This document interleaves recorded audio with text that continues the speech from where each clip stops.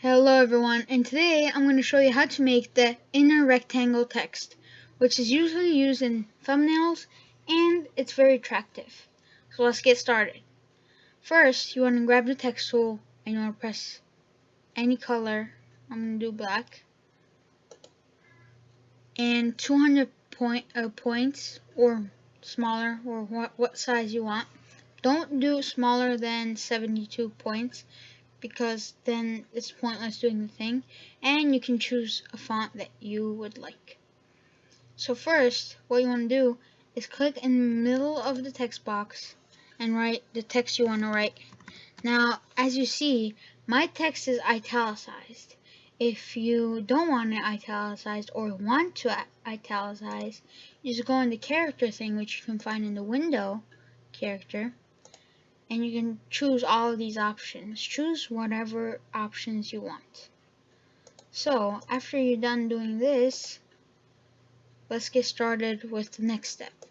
You want to press the rectangle tool and want to highlight the whole thing.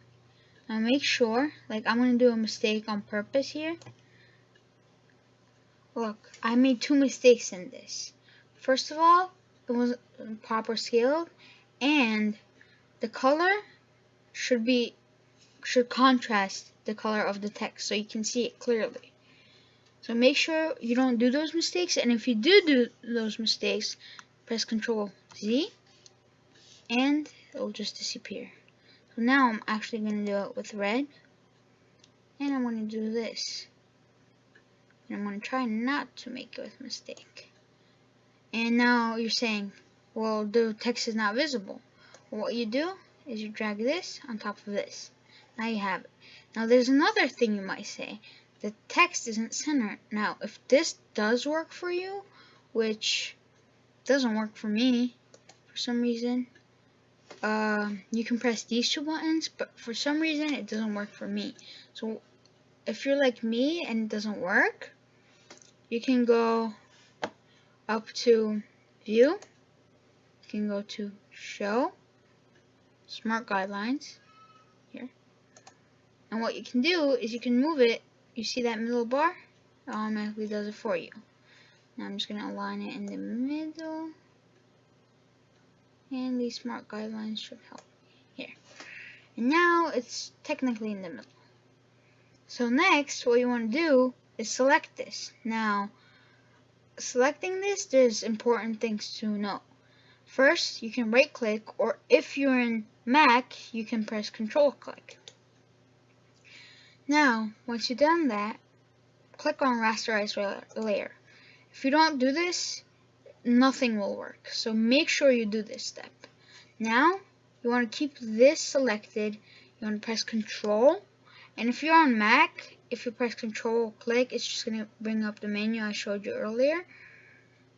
Just press on Select Pixel. It's going to do the same thing I do here. But if you're on Windows, like me, just press on this T, and it should select the pixels, just like in Mac. Now, make sure you have this, again, selected, this layer selected, and you can press backspace. Now, you don't need this layer. You delete it, say yes, and now, this text bar is transparent. But now you might tell yourself, or tell me, how do I get rid of this? If you click away, nothing happens. You can't get rid of it. Well, what you want to do is click on Select, Deselect. Now, it's done. But now, you might say, oh, I'm making a thumbnail. I don't know how to make this text popping, and I don't want just a red.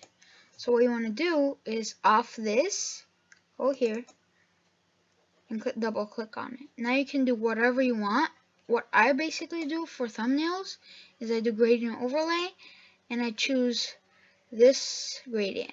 For this video, I'm going to do this. You can also choose this if this gradient blends in with your background.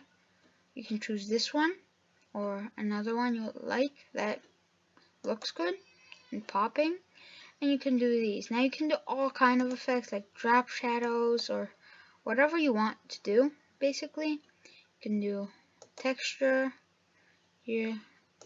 You can do whatever you want, you can mess with the effects, but this is a short tutorial on how to do the transparent text.